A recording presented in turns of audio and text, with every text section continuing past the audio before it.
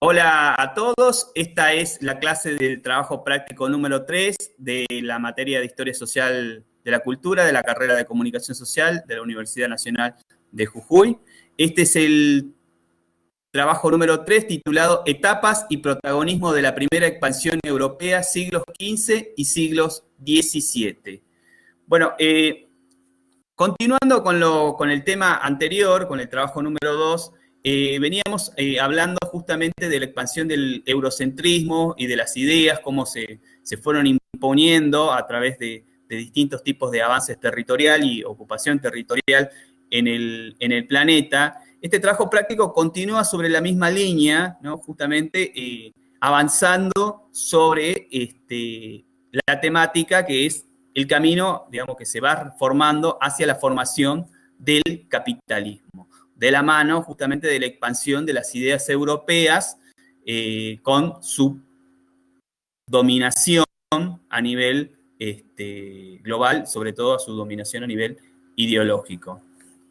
Bien, durante los siglos XIV centralmente, siglo XIV y siglo XV, se dan grandes avances territoriales de parte de las potencias europeas, primeramente de Portugal, Holanda, España, Inglaterra, que son las 4 potencias que vamos a analizar. Portugal inicia una expansión por el norte de África, por lo que es Marruecos, y posteriormente van bordeando todo el territorio africano, las costas africanas, estableciéndose en distintos lugares y puntos estratégicos, comerciando con las distintas comunidades africanas en cada territorio, estableciendo puertos y factorías,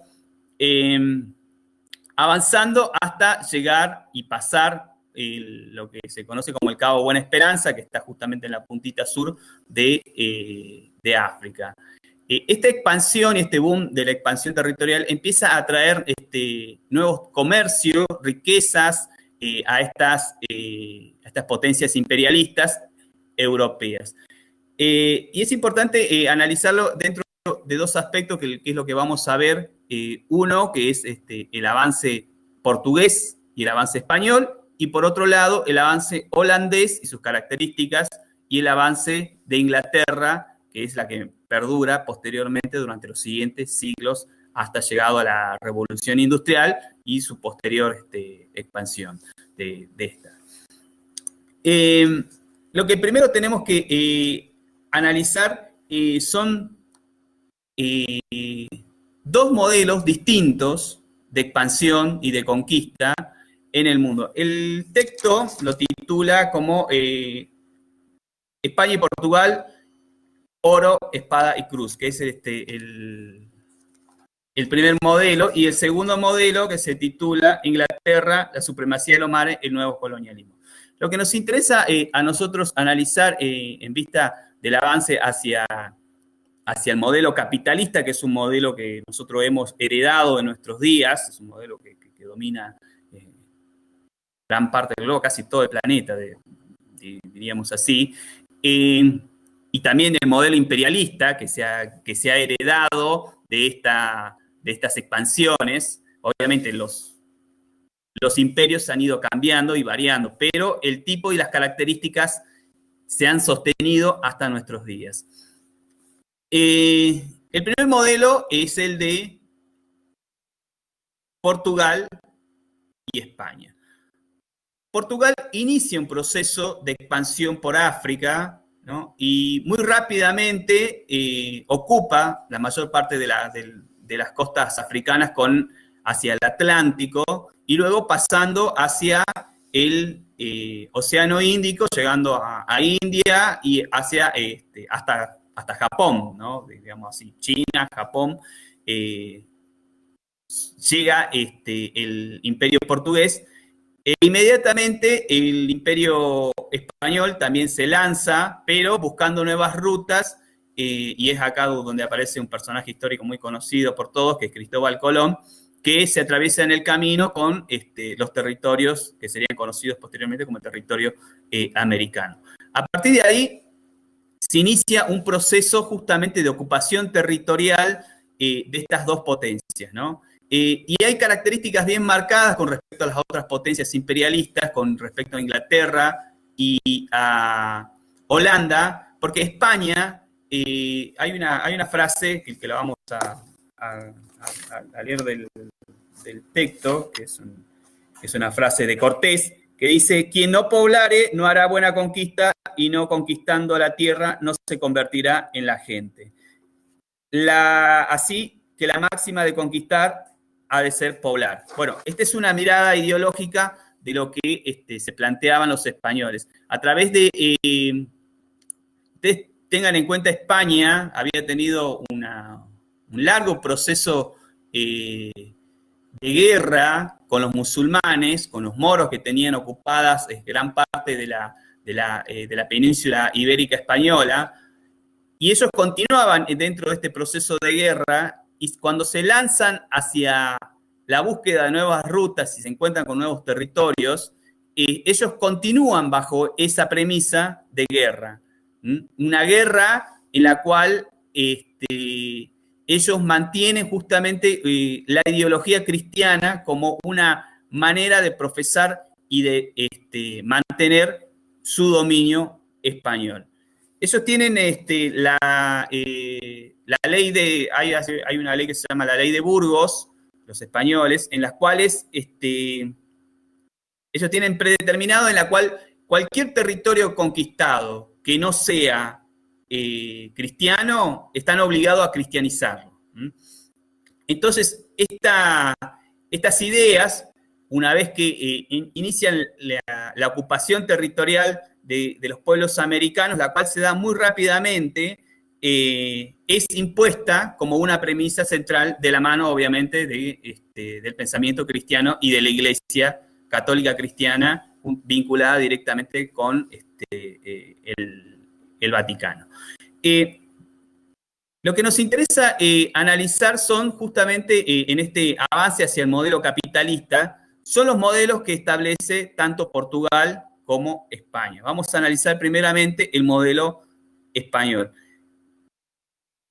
España lo que quería era un enriquecimiento rápido, así dicho en pocas palabras, ¿no? Eso significa que la ocupación de un territorio significaba el saqueo inmediato de las riquezas que poseyera ese territorio ocupado, el oro, obviamente, ¿no? E inmediatamente la cristianización de ese territorio ocupado. Y es lo que pasa en la ocupación de los dos pueblos más grandes, los grandes imperios en América, que son con los aztecas, en México, y en el sur en Perú con los incas, lo que es hoy en día conocido como Perú, el imperio incaico en el año 1500.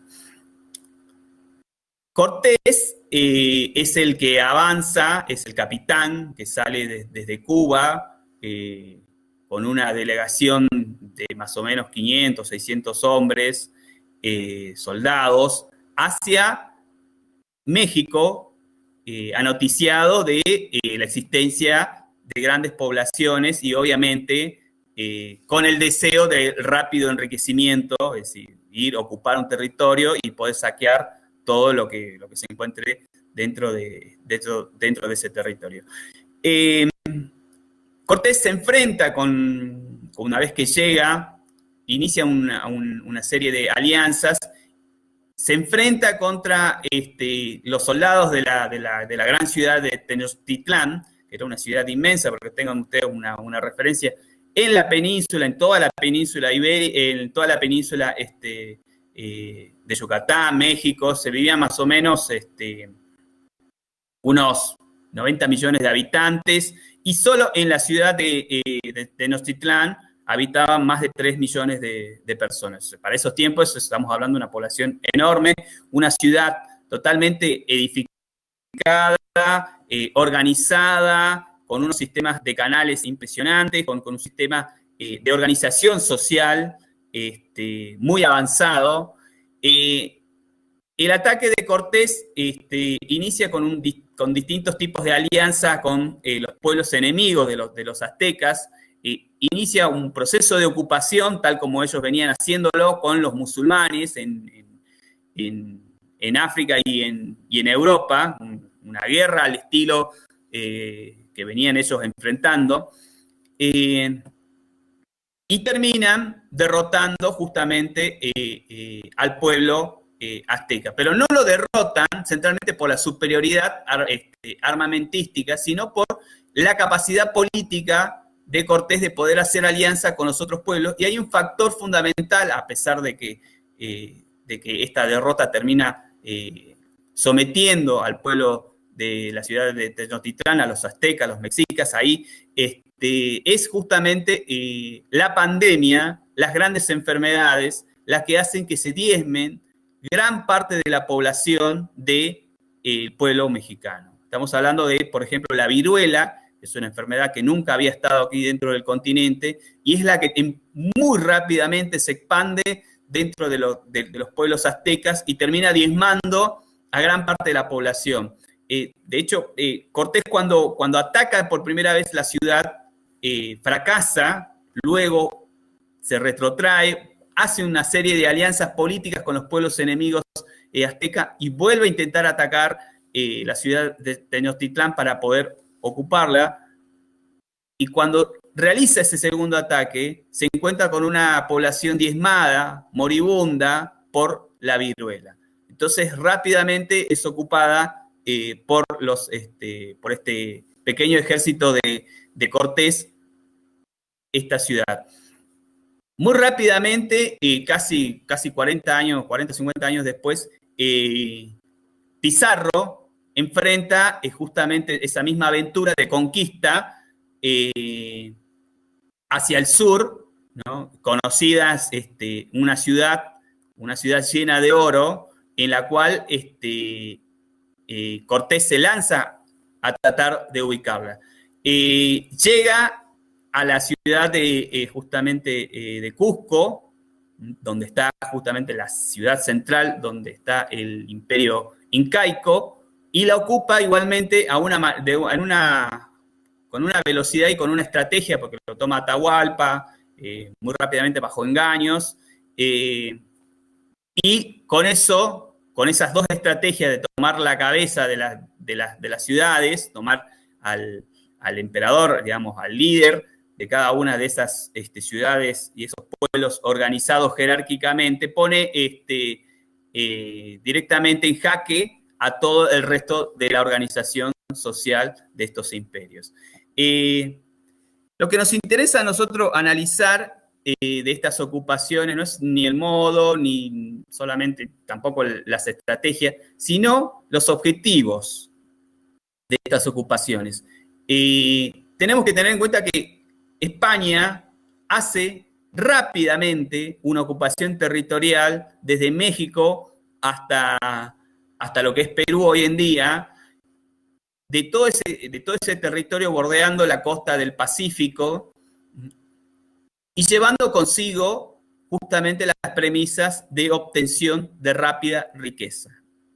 Esta rápida riqueza, vuelvo a repetir, es prácticamente el pillaje, ¿no? El saqueo de todos los tesoros que tuviesen dentro de esas poblaciones, ¿no? Cuentan, ¿no? Justamente, por ejemplo, cuando toma Pizarro a Atahualpa, la famosa historia de que le promete que lo iba a liberar si llenaba la habitación en la que estaba encerrado con oro hasta donde le daba la cabeza a Atahualpa. Atahualpa era una persona bastante alta. Y los incas cumplen con esta promesa de liberación, pero Pizarro no cumple su palabra, se lleva todo el oro y termina justamente descuartizándolo posteriormente en las plazas a Atahualpa, ¿no? Bueno, estas son uno de los inicios de estos saqueos que se van a sostener posteriormente. Otra de las características es justamente la imposición del cristianismo. Como les había dicho anteriormente, para los españoles, bajo esta premisa de guerra, bajo esta premisa de la ley de Burgos, de la imposición del cristianismo sobre los territorios ocupados, se encuentran con un territorio fértil para la evangelización.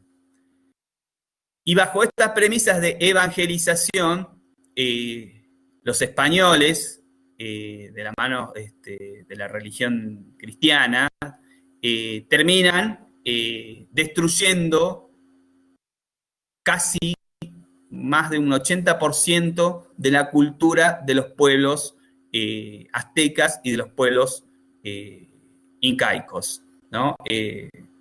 Considerándolos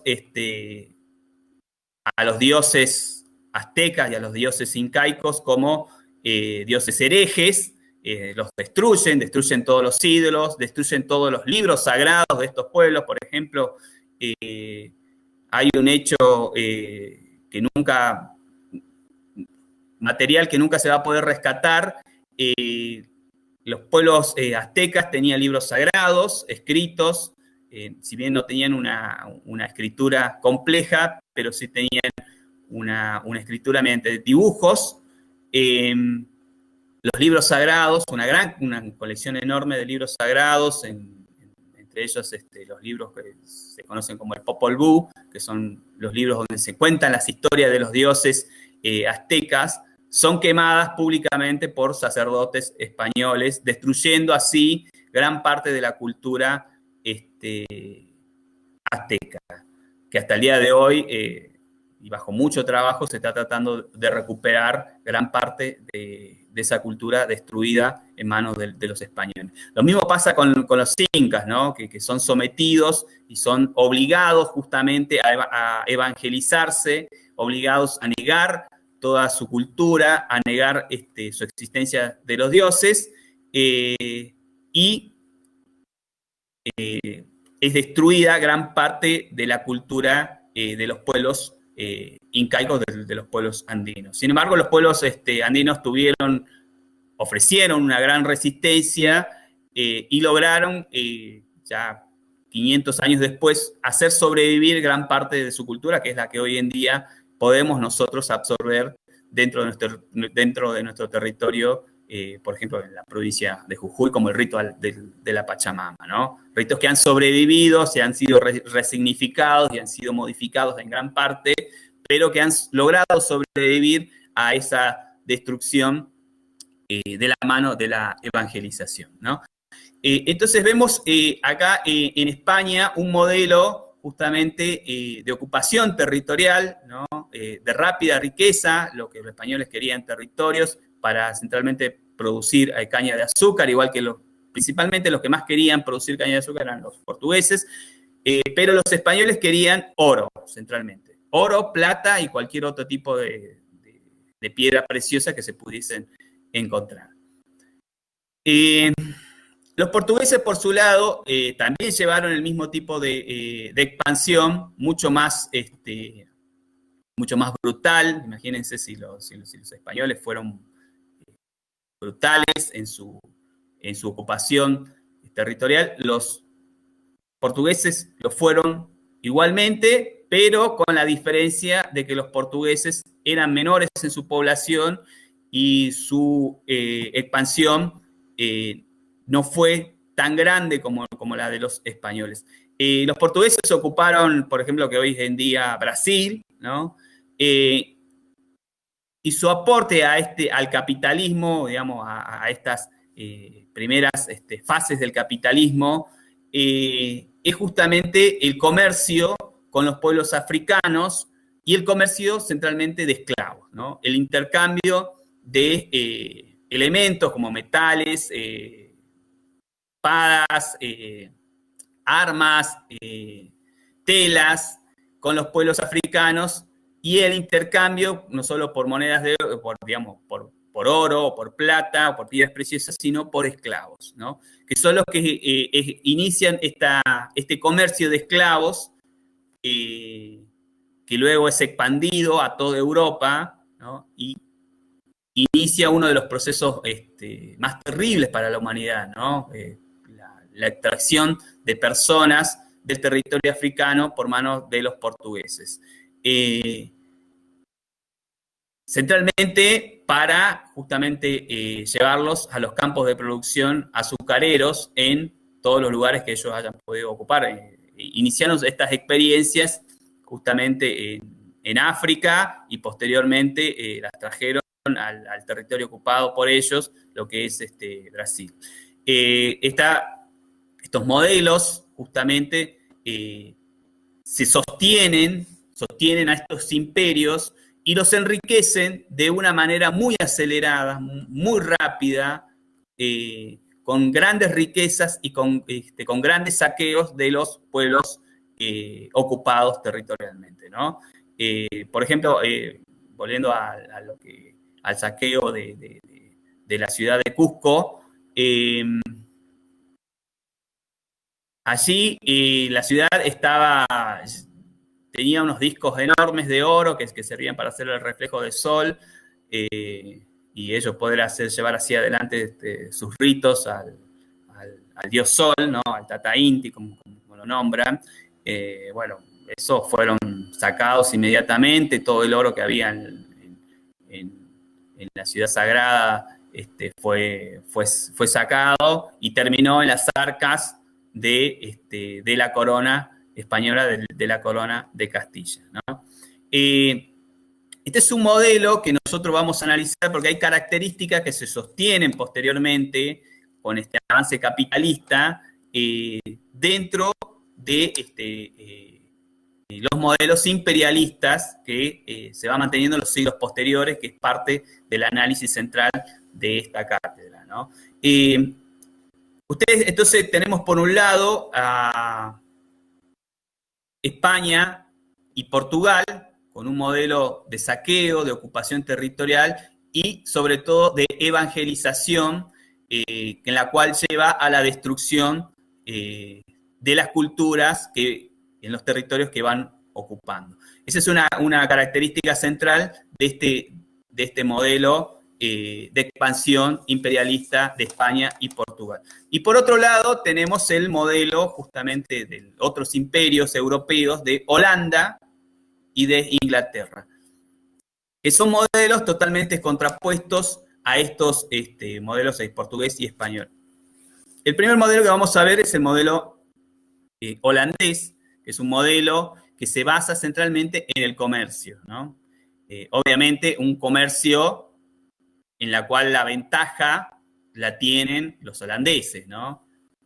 Una ventaja superior en cuanto a poder comerciar. Los holandeses empezaron a ampliar su capacidad naviera, su capacidad en tonelaje de los grandes barcos a vela, y iniciaron un proceso de expansión muy rápido también, ¿no? Siguiendo detrás de Portugal, ¿no? Y comerciando con los pueblos africanos y con, centralmente, los pueblos asiáticos, con los chinos y los indios, que era el objetivo principal. Pero la característica central del modelo holandés es que los holandeses, cuando salían de Europa, cargaban sus barcos con todo tipo de producción local, ¿no? De sus factorías holandesas, ¿no? Y también de productos de regiones cercanas, como por ejemplo Alemania, en la cual llevaban armas y llevaban también otros elementos de acero y metal y telas, ¿no? Cargaban los barcos, viajaban hacia los pueblos en los cuales ellos querían comerciar, intercambiaban los productos y volvían otra vez comprando nuevos productos con los barcos llenos, los productos tan preciados como por ejemplo las especias, y volvían a Europa o paraban en cada uno de los puertos que tenían bajo su control, comerciaban ahí y llegaban a Europa otra vez cargados. Esto llevó a que Holanda tenga un proceso económico de enriquecimiento acelerado muy rápidamente, que lo convirtió a Holanda en una potencia comercial a nivel global. Este modelo, justamente, el modelo holandés, además de esta característica de ir con los barcos llenos y volver con los barcos llenos, tenía otra característica que era justamente la necesidad de puertos de comercios porque son viajes muy largos. Entonces, los holandeses comerciaban con príncipes locales o con líderes locales de algunos puntos estratégicos donde podían parar los puertos, controlaban justamente los depósitos, controlaban las factorías, las producciones, y terminaban beneficiando obviamente a las élites locales con los productos que traían de otros lugares, ¿no? Entonces, ellos mantenían de esta manera el control de las economías de esos puertos, de esos territorios, y tenían el control también, digamos, el control militar de los, digamos, de los príncipes locales, de los líderes locales, ¿no? Tenían el control del ejército y con esto se garantizaban justamente la disponibilidad de estos puertos y de estas factorías y de estos depósitos para poder seguir comerciando.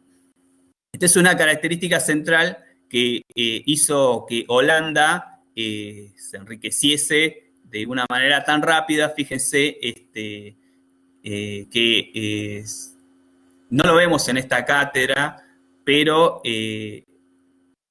es tan rápida la riqueza que se produce una gran especulación dentro de Holanda de la cantidad de productos que podían obtener. Y en Holanda se produce el primer quiebre de este modelo económico global, de este modelo, de estas características capitalistas, con la crisis de los tulipanes, ¿no? Que hay una especulación financiera sobre el valor de la flor del tulipán internamente.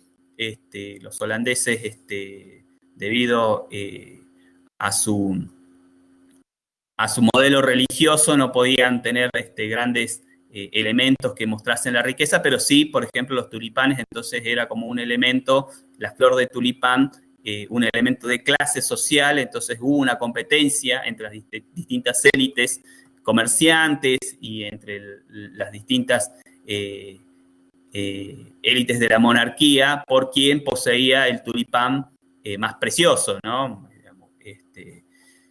Esto llevó a que haya una competencia sobre un valor que en un momento tenía un valor depreciado, se empezó a apreciar sin tener ningún tipo de referencia. Esto llevó a que los tulipanes se enriquezan, digamos, eleven su valor a niveles astrales, y se produjo lo que se conocería posteriormente, nosotros lo conocemos como una burbuja financiera, ¿no? Digamos, está sobrevaluado el precio del valor, y los holandeses llevaron estos valores a niveles tan elevados que en cierto momento, digamos, el respaldo sobre ese valor inexistente explotó, y bueno, y se produjo la primera crisis de los mercados de valores en Holanda, ¿no? Esto es el modelo holandés. Esto no está en los textos, pero es un dato de color, porque esto se repite posteriormente.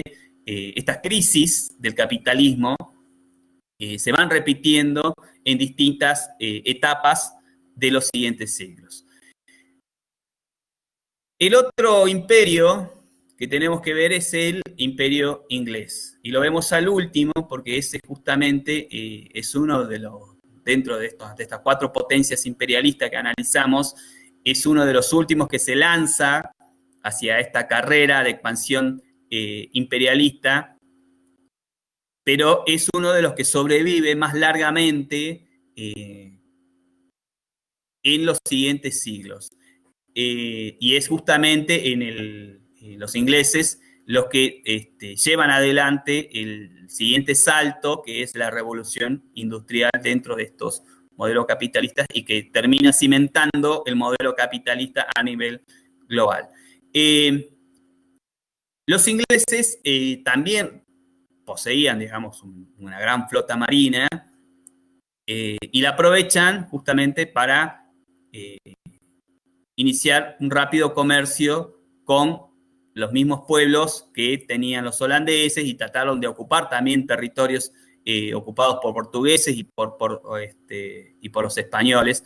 pero se terminaron, por ejemplo, en América, estableciendo en lo que es las costas del Atlántico en Norteamérica, lo que es hoy en día Norteamérica, y terminan estableciendo pequeñas colonias en la cual se establecen centros de producción agrícola que también comercian con algunos pueblos nativos norteamericanos.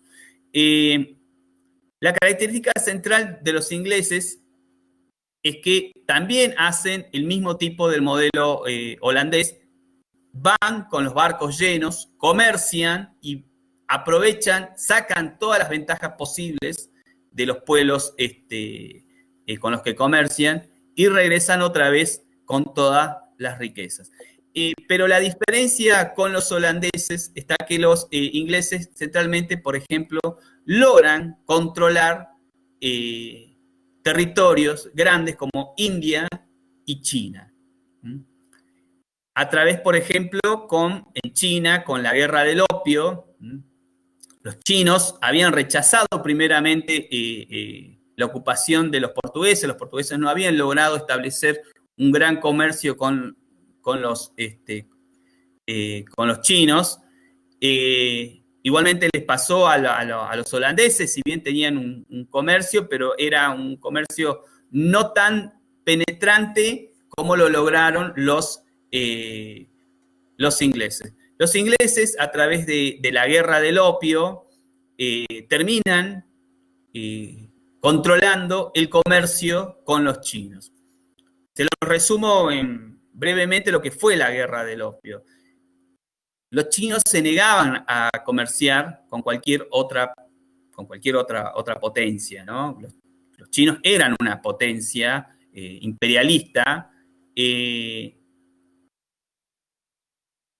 y los ingleses se dan cuenta de que los chinos eran muy adeptos al consumo justamente de esta flor del opio y a sus derivados narcóticos del opio, e inician el control de todo el comercio del opio en China.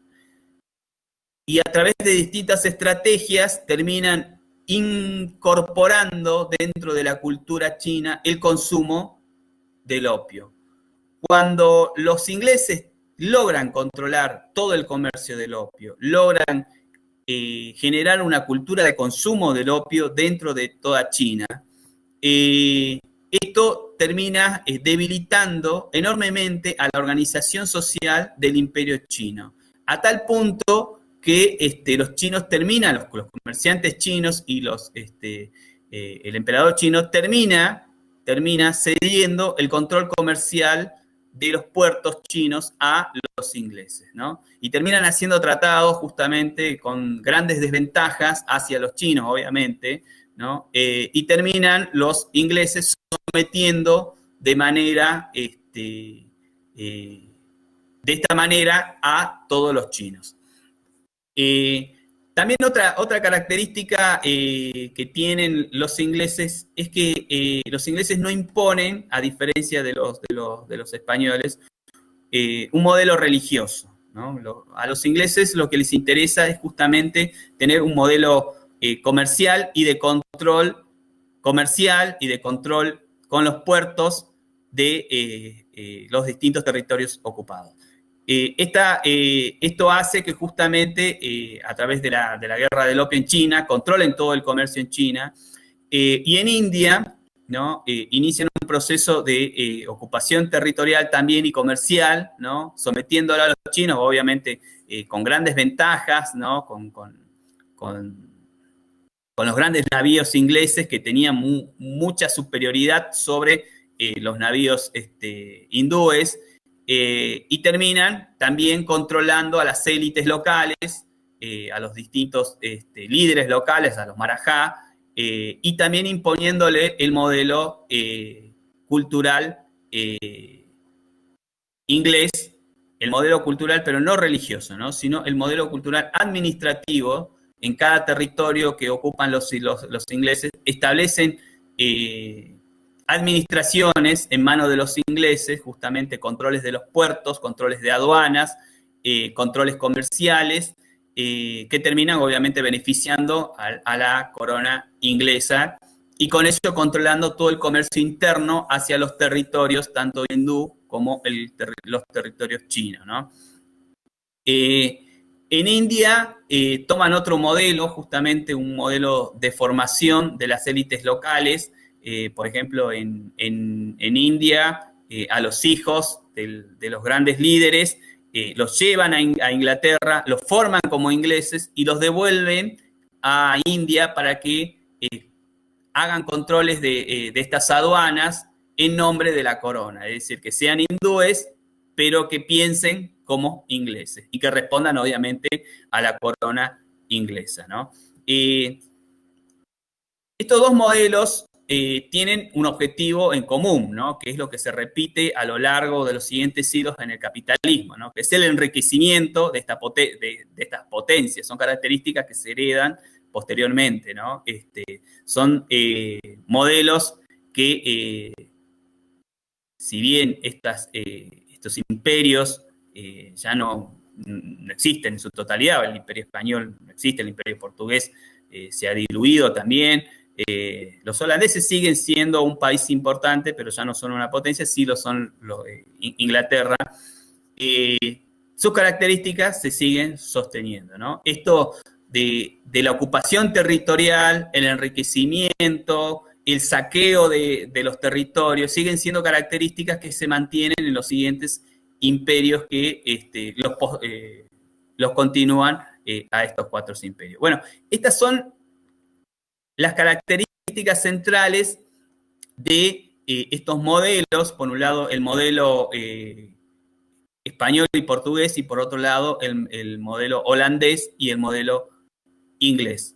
Voy a hacer un poquito para atrás para volver a hacer hincapié sobre el modelo español, el modelo de evangelización, que fue uno de los mayores destructores, ¿no?, de cultura. Si bien los españoles también saquearon los territorios, ocuparon, diezmaron, asesinaron, la destrucción cultural causó mucho más daño que no solo, bueno, la destrucción económica fue importante, la destrucción social también lo fue, pero la destrucción cultural fue una de las características, y es una de las características que se sostienen también posteriormente de los imperios, y sobre todo en este caso la evangelización, que justamente seguida bajo una orden de los reyes de Castilla, bajo la orden de guerra con los musulmanes, esta idea de que si estamos en guerra y ocupamos un territorio, tenemos que evangelizarlo y así vamos sacando del territorio al pensamiento musulmán. Lo trajeron al territorio americano y llevó justamente a la destrucción cultural de los pueblos, justamente de los pueblos americanos, ¿no? Estas ideas evangelizadoras que sometieron y destruyeron a los pueblos americanos, es algo que hasta el día de hoy se sostiene dentro de nuestros territorios, ¿no? Digamos, la iglesia no es que se ha extinguido, sino que se permanece presente y está siempre latente con estas ideas, justamente las mismas ideas que llevaron a la supuesta demonización de las culturas andinas, están dispuestas también a la demonización de cualquier otro valor que no sea el propio de la iglesia, y también están dispuestos a la destrucción, ¿no? Obviamente en nuestros días ya no se llevan adelante estas matanzas, pero bueno, existen ciertos apoyos que se han sostenido, ¿no? En distintos sectores sociales, centralmente los sectores de élite, que se sostienen, ¿no? Y que llevan justamente a la destrucción de grandes valores culturales de nuestro territorio. La evangelización, ¿no?, bajo el supuesto de la salvación del alma, del ser, del sujeto, llevó a un sometimiento en gran parte. Ustedes, para que tengan una idea, a los pueblos nativos del Amazonas no los consideraban humanos los españoles, los consideraban iguales a animales, igual a cualquier otro animal de la selva amazónica, y hubo una gran discusión sobre si estos nativos del Amazonas tenían o no tenían alma. Esto llevó a una gran discusión dentro de la propia iglesia cristiana, a tal punto de no reconocerlos como humanos y con ello justamente incorporarlos al mundo animal y con eso, bueno, llevándolos justamente al trabajo forzado, a la destrucción, a concebirlos como un objeto y a tener que estar obligados a someterlos y hasta destruirlos, ¿no? Si es necesario, ¿no? Bajo estas ideas también se sometieron a los pueblos africanos, que ustedes fíjense que a pesar de que los consideraban personas, a pesar de que los obligaron a destruir su cultura africana, primero los secuestraron, los trajeron, los obligaron a hacer trabajos forzados, después los obligaron a hablar su lengua, digamos, la lengua española, y después los obligaron a adorar a sus dioses, pero a pesar de eso no los reconocieron como seres humanos, ¿no?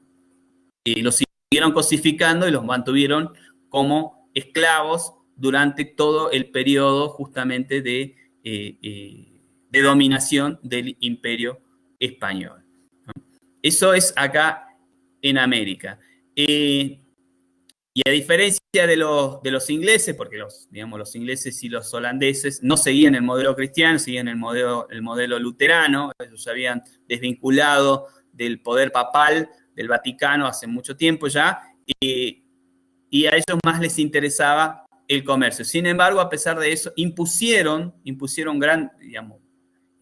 el valor cultural a través de sus administraciones presentes en cada territorio ocupado, tanto los ingleses como los holandeses, ¿no?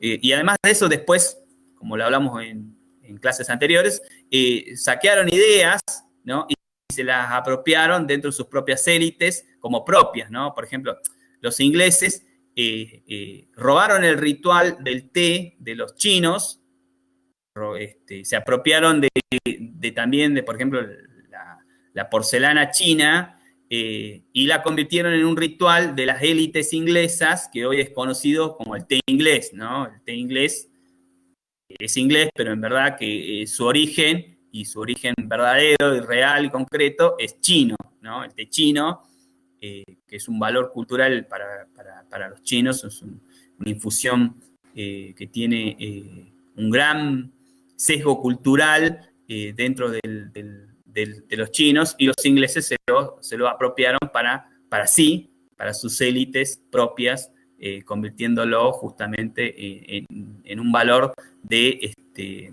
superior de las culturas europeas, ¿no? Con estos dos modelos, estos imperios europeos terminan justamente ocupando América, África, Asia y todas las islas del Pacífico, dividiéndose los territorios e imponiendo lo que habíamos visto en la clase anterior, el modelo eurocentrista.